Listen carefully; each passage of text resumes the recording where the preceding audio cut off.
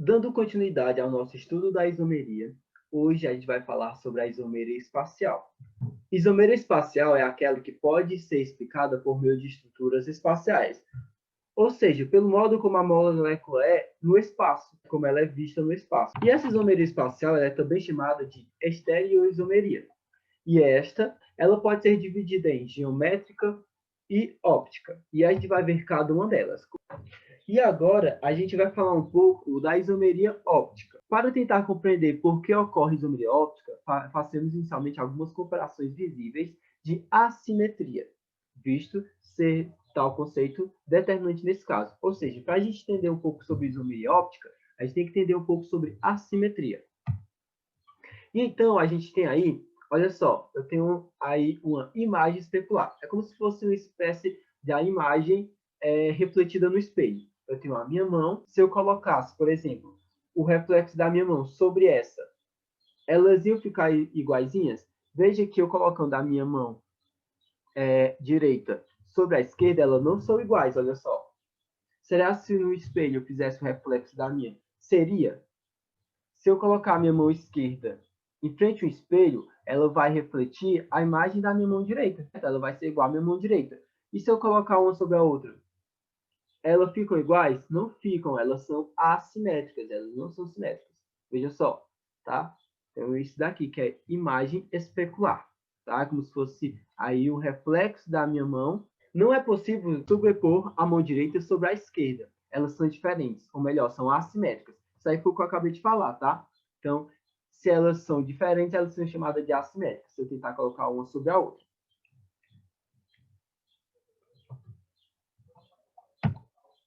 Esse tipo de assimetria é dito quiral. E esse quiral, ele significa aí mão.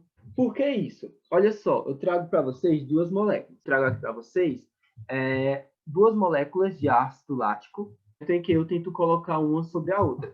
Veja que, por exemplo, o CH3, quando eu tento colocar uma sobre a outra, o CH3 fica aí em cima aí do meu grupo funcional, né? Ó, fica em cima dessa. E desse outro lado, esse grupo, ele fica em cima do CH3. Ó, o COH. Tá? Então, ele se sobrepõe um sobre o outro? Não, não se sobrepõe. Caso tivesse se sobrepor um sobre o outro, aí seria CH3 em cima de CH3, COH em cima de COH. Como não ficaram em cima um do outro, ela não se sobrepõe. Logo, essa molécula, ela é assimétrica. Logo, está acontecendo também aí a quiralidade. Isso quer dizer que existe dois tipos de ácidos láticos? O que vocês acham? Existe dois tipos de ácido lático? Sim. Por exemplo, existe um tipo de ácido lático que é produzido no leite e o outro no músculo, quando temos câimbras. Então, existe dois tipos de ácido lático, certo? Essas duas moléculas aí, elas são dois ácidos diferentes, tá? Apesar de que a diferença entre um em termos aí de ligação de ligante é que o CH3 está invertido no lugar do COH, certo? Eles só trocaram de lugar, mas eles são moléculas diferentes, certo? Ou seja, eles possuem propriedades diferentes, enfim.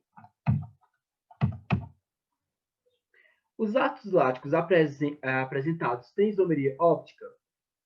E por que isomeria óptica? Bem, o que é essa isomeria óptica? Tudo começou com Louis Pasteur, na qual ele estudava propriedades ópticas relacionadas à forma de cristais de sais de amônio, certo? Presentes no vinho.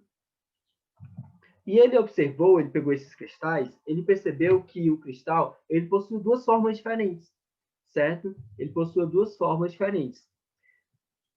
No caso, eles possuem formas assimétricas, certo? Veja só esses dois cristais aí. Um está invertido para um lado e o outro para o outro. Olha só. Então, ele percebeu que eles tinham formas assimétricas. E ele observou os compostos, o comportamento destes nas soluções, certo? E ele colocou eles dentro de um polarímetro. Polarímetro é esse equipamento que ele utilizou, na qual ele colocava uma luz polarizada. E ele pegou essa fonte de luz, olha só, ele pegou essa fonte de luz natural E ele colocou para passar o feixe por meio de um polarizador. Essa luz polarizada dentro do tubo, na qual dentro desse tubo possuía uma amostra desses cristais. E ele percebeu um desvio. A luz, ao passar pela amostra, é desviada para a direita ou para a esquerda. Quando esse feixe de luz passava por um desses cristais, essa luz ela desviava no sentido direito ou esquerdo. Dizem que se as amostras de sais de tártaro testadas por Pasteur são opticamente ativas. Por que elas são opticamente ativas?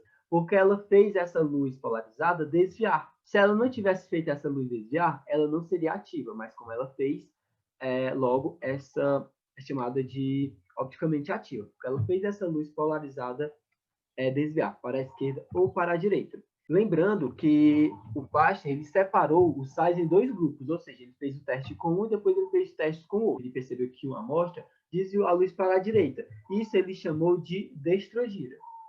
E para a esquerda, né, certo? A amostra que desviou a luz polarizada para a esquerda, ele chamou de levogira. Direita, destrogira. Esquerda, levogira. Só que o que é que acontece? Ele fez isso em grupos separados. Utilizou um cristal e depois utilizou o outro. Mas o que aconteceria se ele fizesse o mesmo experimento, só que com uma mistura dos dois cristais? E ele fez isso. As misturas de ambas não desviaram a luz. A luz passou reto. Logo, ele chamou essa mistura de mistura racêmica. E por que isso é importante? Em 1815, Biot ele descobriu que muitas outras substâncias eles também tinham esse comportamento, essa atividade óptica. E hoje sabe-se que tal comportamento é devido ao carbono ligado a 4 grupos diferentes entre si, na qual ele chamou de carbono assimétrico ou quiral. Logo, esses carbonos quirais eles possuem atividade óptica. Por que atividade óptica? Porque eles possuem grupos diferentes. Por exemplo, nesse exemplo que eu dei aqui, essa molécula que eu fiz, olha só, eu tenho um carbono ligado a um vermelho, laranja, a um verde e um preto. 4 grupos diferentes. Se esse branquinho aqui ele está ligado a 4 grupos diferentes, ele é chamado de quiral. Por quê? Porque ele não possui assimetria. Então, ele é chamado de quiral. Um carbono ligado a 4 grupos diferentes, ele é chamado de quiral.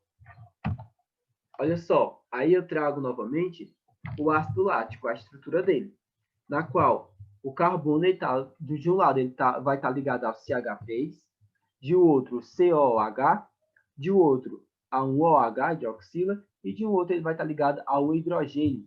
Ou seja, ele vai estar ligado a 4 grupos diferentes. Nenhum são iguais. Se ele está ligado a 4 grupos diferentes, ele é chamado de quiral, carbono quiral. Logo, essa substância ela vai apresentar uma atividade óptica. Se por acaso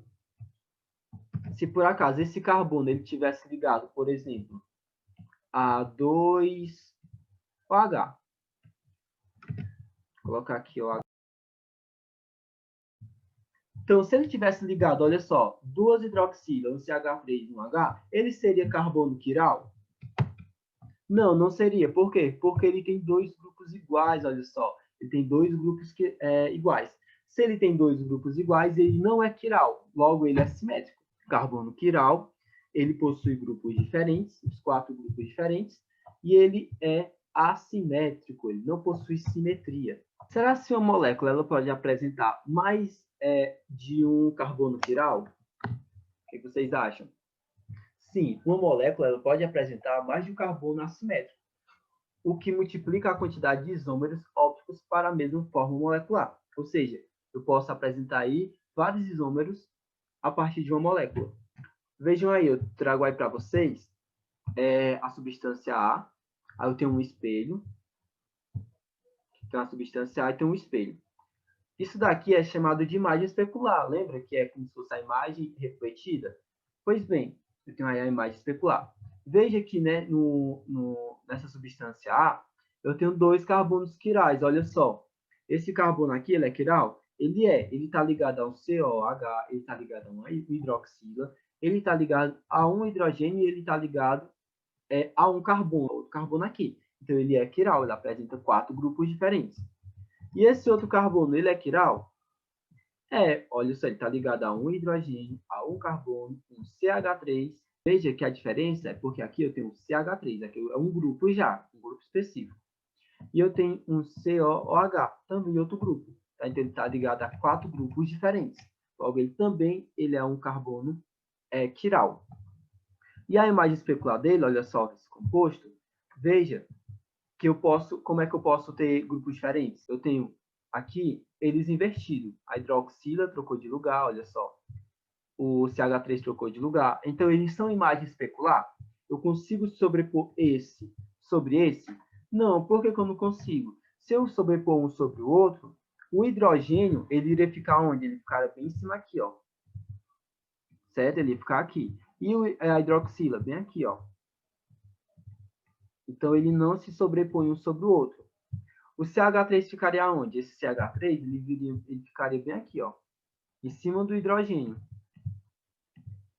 E o hidrogênio, ele ficaria bem aqui, ó, em cima do CH3. Então, se ele não se sobrepõe um sobre o outro, ele possui assimetrias. Então, ele é assimétrico. Tem que lembrar disso daí. Se ele não se sobrepõe um outro, ele é assimétrico. Nesse outro exemplo, é a mesma situação. Veja só. Eu tenho essa substância C e a imagem especular dela é esse daqui, ó. Ele trocou, só que veja só, ele trocou apenas um, não foi? Olha só, a hidroxila está bem aqui e o CH3 está bem aqui. Tá? Agora eu pergunto, essas substâncias, elas são todas isômeros? Sim, elas são todas isômeras. Elas possuem 1, 2, 3, 4 carbonos, ela possui 1, 2, 3 oxigênio, ela possui 1, 2, 5, 6, 7 hidrogênios, 8 hidrogênios. Tá? Então, elas são todos isômeros ópticos. O que muda? Apenas aonde o ligante está.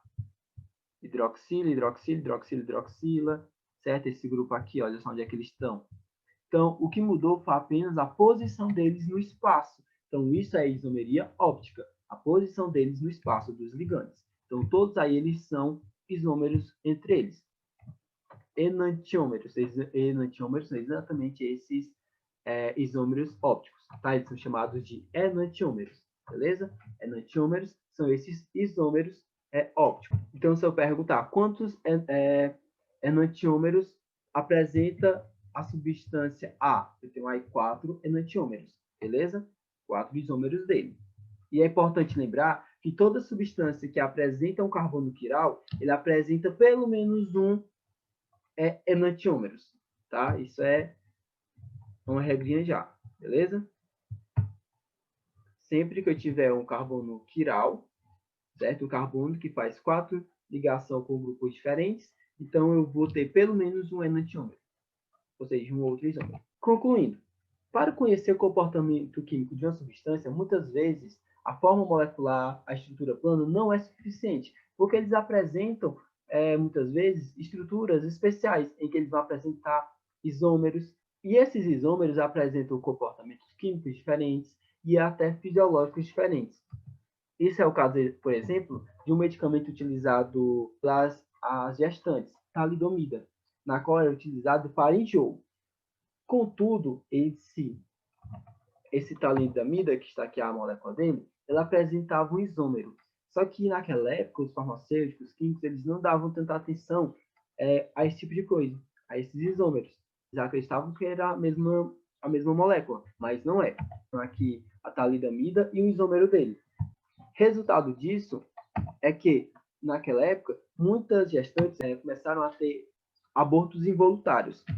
E em outras situações, crianças nasciam sem os dedos das mãos, dos pés. Hoje em dia são exigidos testes mais rigorosos antes de um medicamento ser lançado no mercado. Isso exatamente dele poder apresentar isômeros. E o porquê que aconteceu aquilo? O nosso organismo, ele estava, no caso o organismo da gestante, ele estava pronto para sintetizar o talidomida, mas ele não estava pronto para sintetizar o isômero dele.